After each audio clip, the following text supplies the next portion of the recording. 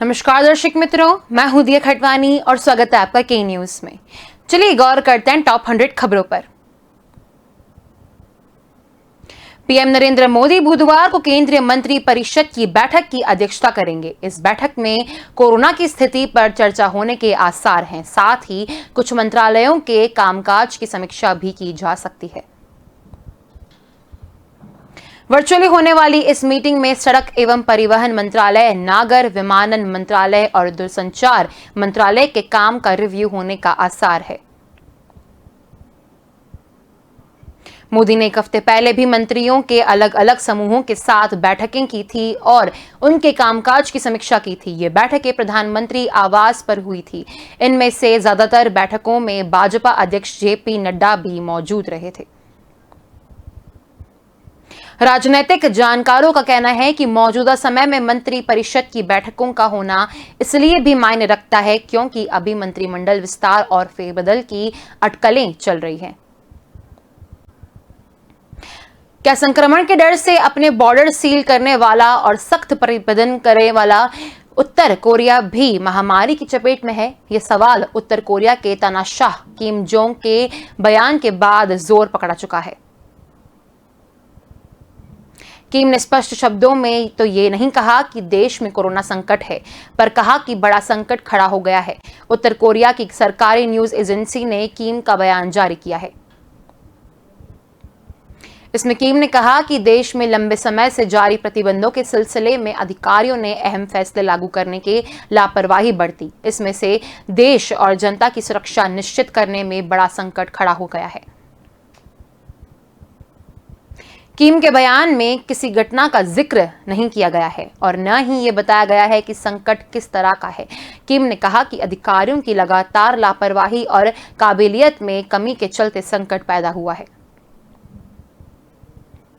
MP के देवास जिले के नेमावर में दलित परिवार के 5 लोगों की हत्या के मामले में खुलासा हुआ है कि मुख्य आरोपी सुरेंद्र केसरिया हिंदू संगठन का पदाधिकार है। उसने अपने दोस्तों के साथ मिलकर 5 लोगों की हत्या की और शव खेत में दफना दिए।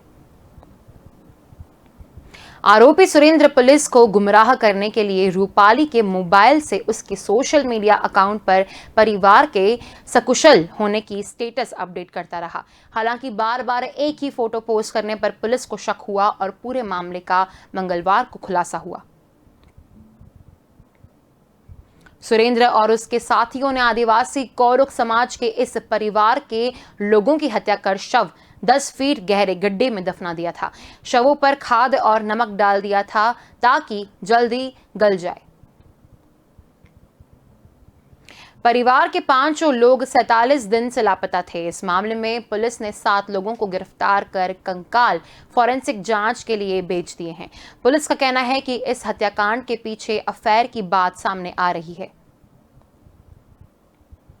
अयोध्या में श्री राम जन्मभूमि मंदिर प्रोजेक्ट से जुड़े विवाद सामने आने के बाद इसकी कमान राष्ट्रीय स्वयंसेवक संघ ने अपने हाथों में ले ली है। अब तक संघ के सरकारवाह रहे भैयाजी जोशी मंदिर परियोजना के केयरटेकर की भूमिका निभाएंगे। यानी अब पूरा प्रोजेक्ट भैयाजी जोशी के देखरेख में चलेगा। संघ ने औपचारिक तौर पर यह निर्णय हो गया है। हालांकि औपचारिक तौर पर अयोध्या में राम मंदिर निर्माण का काम राम जन्मभूमि तीर्थ ट्रस्ट देख रहा है, जिसके सचिव चंपत राय हैं। राय को विश्व हिंदू परिषद से ट्रस्ट में मनोनीत किया गया है। अयोध्या में मंदिर निर्माण के लिए अभी तक 3000 करोड़ रुपए से ज्यादा की रकम इकट्ठा हुई है, लेकिन अनुमान है कि पूरी अयोध्या को विकसित करने के लिए इस प्रोजेक्ट पर करीब 10,000 करोड़ रुपए खर्च किए जाएंगे। कुछ लोगों का मानना है कि संघ ने भैयाजी जोशी को यह जिम्मेदारी मंदिर के लिए जमीन खरीद से जुड़ी अनियमितताओं को खबरें सामने आने के बाद सौंपी है। हालांकि संघ के शीर्ष नेतृत्व का मानना है कि जमीन खरीद में कोई घोटाला नहीं हुआ है। भारत सरकार ने काउंटर ड्रोन पॉलिसी बनाना पर काम शुरू कर दिया है। जम्मू एयरबेस पर ड्रोन अटैक के बाद लगातार 2 दिन ड्रोन एक्टिविटी के बाद मंगलवार को पीएम मोदी की अध्यक्षता में हुई एक हाई लेवल मीटिंग में यह फैसला लिया गया। बैठक में पूरे जम्मू और पंजाब इलाके में काउंटर ड्रोन सिस्टम की स्थायी तैनाती की जरूरत पर बात हुई। सूत्रों के मुताबिक मीटिंग में इस स्ट्रेटजी पर बात हुई कि ड्रोन के जरिए होने वाले आतंकी हमलों को कैसे रोका जाए। बैठक में रक्षा मंत्री राजनाथ सिंह, गृह मंत्री अमित शाह और राष्ट्रीय सुरक्षा सलाहकार अजीत डोभाल भी शामिल हुए। जम्मू क्षेत्र में पिछले 3 दिन में 3 बार ड्रोन एक्टिविटी देखी गई है। इसमें एयरफोर्स के 2 जवानों और हल्की चोट आई है और एक बिल्डिंग की छत को नुकसान हुआ। इसके बाद रविवार की रात को भी जम्मू के कालूचक मिलिट्री बेस पर ड्रोन नजर आया। जम्मू कश्मीर के कुलगाम में सुरक्षा बलों का आतंकवादियों के साथ एनकाउंटर जारी है। कुलगाम के चिमेर इलाके में सुरक्षा बलों के ऑपरेशन के दौरान आतंकवादियों से एनकाउंटर शुरू हुआ। जम्मू में ड्रोन अटैक के बाद सुरक्षा बलों ने अपने ऑपरेशन तेज कर दिए हैं। शोपियां में शुक्रवार को सुरक्षा बलों ने लश्कर का एक आतंकी ढेर कर दिया है। वह कश्मीर का ही रहने वाला है। शोपियां एनकाउंटर के दौरान सेना की 34 राष्ट्रीय राइफल्स की चौधरी गुंड सीओबी के मेजर शुक्ला ने आतंकी को परिवार और दोस्तों का वास्तवा देने कर सरेंडर करवा दिया। एक वीडियो सामने आया है जिसमें वे आतंकी को सरेंडर के लिए प्रेरित कर रहे हैं। वीडियो में मेजर शुक्ला अपना परिचय देते हुए कहते हैं कि साहिल, मेरी बात सुन, मैं तुम्हें आखिरी वार्निंग दे रहा हूं, रिक्वेस्ट कर रहा हूं। देश में बीते 24 घंटे में कोरोना के 45,441 नए मरीजों की पहचान हुई। 60,258 ठीक हो गए हैं और 816 लोगों ने इलाज के दौरान दम तोड़ दिया है। 78 दिन में रोजाना होने वाली मौतों का आंकड़ा सबसे कम रहा है। मंगलवार को एक्टिव केस में 15,438 की कमी आई, जब 5.31 लाख मरीजों का इलाज चल रहा है। यहां मंगलवार को 8,085 लोग संक्रमित पाए गए। 8,623 लोग ठीक भी हुए और 231 लोगों की मौत हो गई। यहां अब तक 60.51 लाख लोग संक्रमण की चपेट में आ चुके हैं। इनमें 58.9 लाख लोग ठीक हो चुके हैं, जबकि 1.21 लाख लोगों की मौत हुई है। फिलहाल 1.17 लाख मरीजों का इलाज चल रहा है। 676 लोग ठीक हो चुके हैं और एक की मौत हो गई है। अब तक 9.54 लाख लोग संक्रमण की चपेट में आ चुके हैं। इनमें 9.74 लाख लोग ठीक हो चुके हैं, जबकि 13,438 लोगों की मौत हो चुकी है। महामारी के दौर में सुप्रीम कोर्ट ने एक और बड़ा फैसला सुनाया है। कोर्ट ने बुधवार को कहा कि कोरोना से मौत होने पर परिजन मुआवजे के हकदार हैं, सरकार उन्हें मुआवजा दे। कोर्ट ने नेशनल डिजास्टर मैनेजमेंट अथॉरिटी पर तल्ख टिप्पणी करते हुए कहा कि वह मुआवजा दिए जाने की गाइडलाइन तय करे। जस्टिस अशोक भूषण और जस्टिस MR शाह की बेंच ने गौरव बंसल बनाम केंद्र सरकार और दीपक कंसल बनाम केंद्र सरकार केस में यह फैसला सुनाया है। याचिकाकर्ता ने कहा था कि कोरोना संक्रमण और संक्रमण के बाद तबीयत खराब होने से जान गंवाने वाले परिवारों को 4 लाख रुपए मुआवजा दिया जाए। याचिका में यह भी कहा था कि कोरोना से मौत होने पर डेथ सर्टिफिकेट जारी करने की प्रक्रिया सरल की जाए। सुप्रीम कोर्ट ने मंगलवार को राज्यों और केंद्र शासित प्रदेशों से कहा था कि वे 31 जुलाई तक one nation one ration card scheme लागू करें, ताकि अपने राज्यों से दूसरे राज्यों में गए प्रवासी मजदूरों को राशन आसानी से मिले। बीवीजी घूसकांड में जयपुर ग्रेटर की निलंबित मेयर सौम्या गुर्जर के पति राजाराम के साथ आरएसएस के क्षेत्रीय प्रचारक निर्मराम के खिलाफ भी केस दर्ज होने पर सियासत गर्मा गई है। कांग्रेस प्रदेशाध्यक्ष गोविंद सिंह डोटासरा ने निर्मराम को गिरफ्तार नहीं करने पर अपनी ही सरकार को एसीबी पर सवाल उठाए हैं। डोटासरा ने कहा, आरएसएस के प्रमुख व्यक्ति सहित 4 लोगों के खिलाफ जांच के बाद एसीबी के एफआईआर दर्ज की है। इसमें राजाराम और कंपनी के प्रतिनिधि को गिरफ्तार किया है। मेरी सरकार से भी मांग है कि ऐसे व्यक्ति को तुरंत गिरफ्तार किया जाए। इस पूरे मामले में पर्दे के पीछे लोग हैं, उनको भी सामने लाया जाए, ऐसा कहा गया है। डोटासरा ने कहा कि आरएसएस के लोग सामने तो कहते हैं कि हम ईमानदार हैं और सत्यनिष्ठा व्यक्ति हैं। वीडियो में वह व्यक्ति बीवीजी कंपनी के अधिकारियों के साथ 10% कमीशन की बात कर रहे हैं, एक मुश्त लेने की बात कर रहे हैं। यूपी उपचुनाव से ठीक पहले धर्मांतर का मुद्दा गर्म होता जा रहा है। राज्य के एटीएस आरोपियों की लगातार गिरफ्तारी कर रही है। मंगलवार को महाराष्ट्र के बीड़ से इरफान ख्वाजा खान को गिरफ्तार किया गया। वह मिनिस्ट्री ऑफ चाइल्ड वेलफेयर में एंटरप्रेन्योर का काम करते थे। इस मामले में सूत्रों की पड़ताल में बड़ा खुलासा हुआ है। मालूम चला है कि वह वही इरफान है जिसने 2017 और 2020 में 2 बार प्रधानमंत्री नरेंद्र मोदी के साथ मंच साझा किया था। इन दोनों ही कार्यक्रमों में इरफान ने प्रधानमंत्री मोदी के भाषण को इशारों के जरिए मुख बधिर लोगों को समझाया था। अब सवाल ये भी है कि अगर इरफान इस तरह के मामलों में शामिल था तो वह पीएम मोदी के मंच तक कैसे पहुंच गया? क्या एसपीजी और पीएम मोदी की सिक्योरिटी में लगी एजेंसियां इस बात को नहीं मालूम कर सकीं? प्रधानमंत्री के साथ जिन 2 कार्यक्रमों में इरफान ने मंच साझा किया था, उनमें से एक उत्तर प्रदेश के प्रयागराज और दूसरा गुजरात के राजकोट में हुआ था। पश्चिम बंगाल के जादवपुर में मंगलवार को चुनाव के बाद हिंसा के मामलों की जांच करने पहुंची राष्ट्रीय मानवाधिकार आयोग की टीम पर हमला हो गया।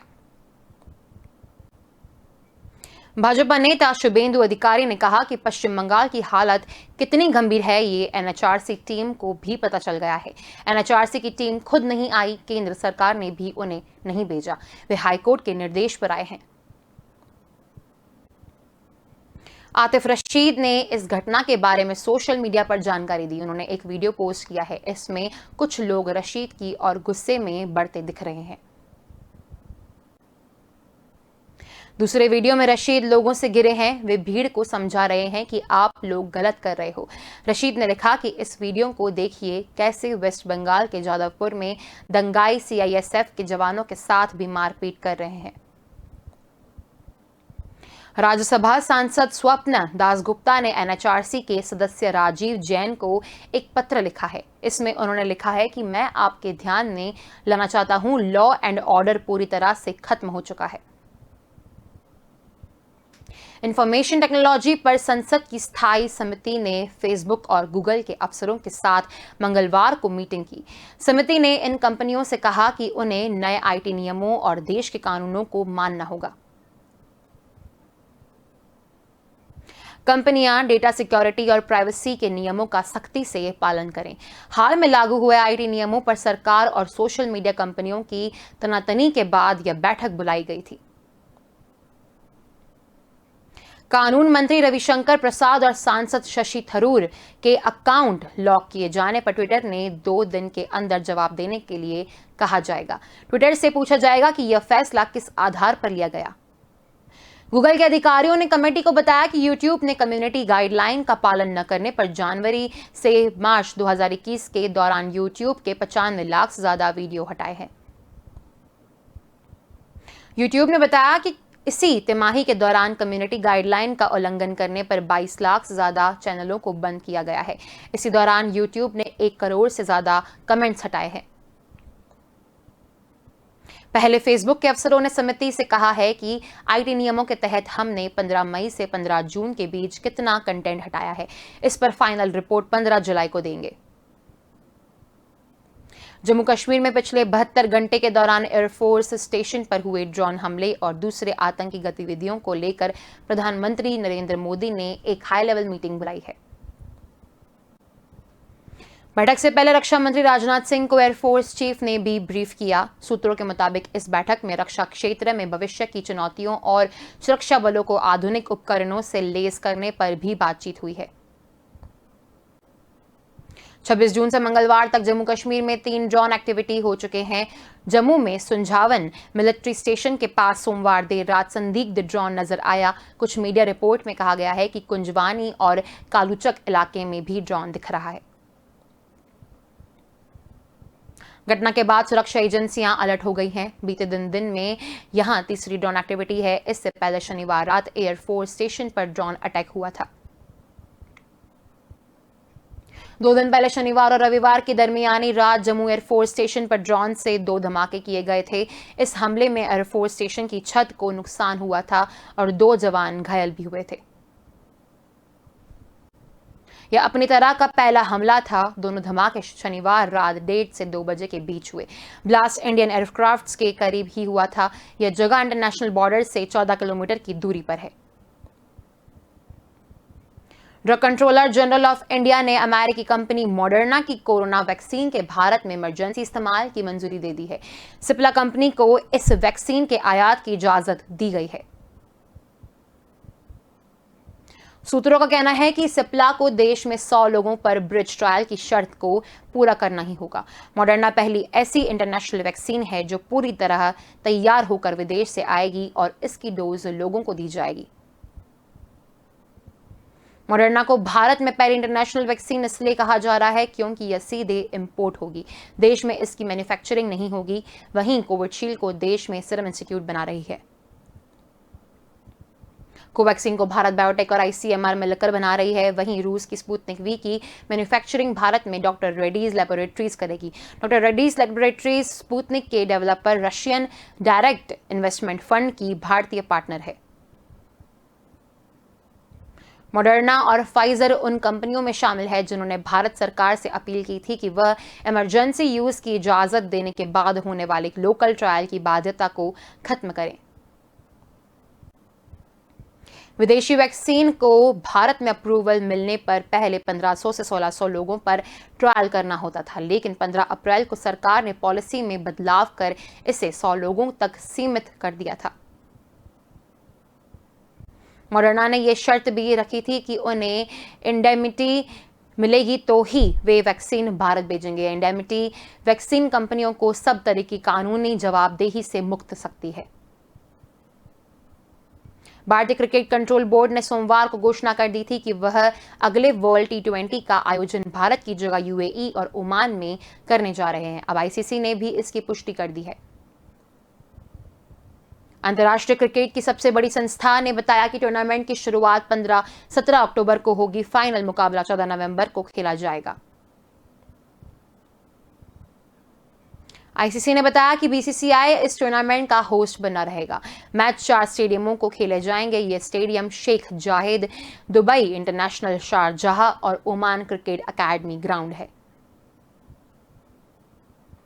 टूर्नामेंट के पहले राउंड में 8 टीमें 2 ग्रुप में रहेगी।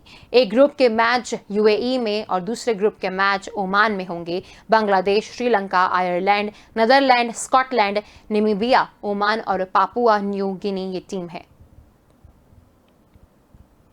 आईसीसी के कैलेंडर में वर्ल्ड T20 हर 2 साल पर होने वाला टूर्नामेंट है, लेकिन इस बार इसका आयोजन 5 साल बाद होना है। 2020 में यह टूर्नामेंट ऑस्ट्रेलिया में होना था, लेकिन कोरोना के कारण उसे टाल दिया गया। ब्रिटेन में करीब 5 महीने बाद 22,000 से ज्यादा नए कोरोना संक्रमित मिले हैं। सोमवार को यहां 22,868 नए मरीज मिले, जबकि इसी साल 30 जनवरी को 23,108 नए मरीज मिले थे। दूसरी ओर स्कूली छात्रों के सेल्फ आइसोलेशन से भी सरकार की चिंता बढ़ गई है। अब सरकार छात्रों का सेल्फ आइसोलेशन खत्म करने की तैयारी कर रही है। स्कूल शिक्षा मंत्री निक गिब ने मंगलवार को कहा, हम बच्चों के सेल्फ आइसोलेशन के बजाय डेली कॉन्टैक्ट टेस्टिंग पर जोर देना चाहते हैं। सरकार 19 जुलाई के पहले इस पर फैसला करेगी। ब्रिटेन में 17 जून तक 1.70 लाख छात्र सेल्फ आइसोलेशन में चले गए थे। ये छात्र ऐसे लोगों के संपर्क में आ गए थे जिन्हें कोरोना हुआ था। ये सरकार अनुदित स्कूलों की छात्र संख्या का 2% है। पीएम बोरिस जॉनसन की सरकार और बच्चों के माता पिता दबाव में आ गए हैं। माता पिता की मांग है कि बच्चों का सेल्फ आइसोलेशन खत्म कर दिया जाए, इससे उन्हें बहुत दिक्कतें हो रही हैं। जर्मनी के बाद हांगकांग के ब्रिटेन की उड़ानों को अपने यहां आने पर रोक लगा दी है। इसके अलावा स्पेन ने भी ब्रिटेन को प्रतिबंध मुक्त यात्रा सूची से हटा दिया है। जुलाई महीने की 1 तारीख से बैंकिंग और आयकर में कई नियम बदलने जा रहे हैं। इनमें सर्वाधिक ग्राहकों वाले भारतीय स्टेट बैंक के नए नियम प्रमुख हैं। देश की सबसे बड़ी कार निर्माता मारुति सुजुकी इंडियन की कारें और हीरो की बाइक 1 जुलाई से महंगी हो जाएगी। हीरो स्कूटर और मोटरसाइकिल के एक्स शोरूम कीमतें 3,000 रुपए तक बढ़ा रहा है। हर महीने की तरह 1 जुलाई से भी रसोई गैस सिलेंडर की कीमतें बदल जाएंगी। हालांकि यह बदलाव कितना का होगा, यह अभी तक तेल कंपनियों ने नहीं बताया है। केंद्रीय गृह मंत्रालय ने जम्मू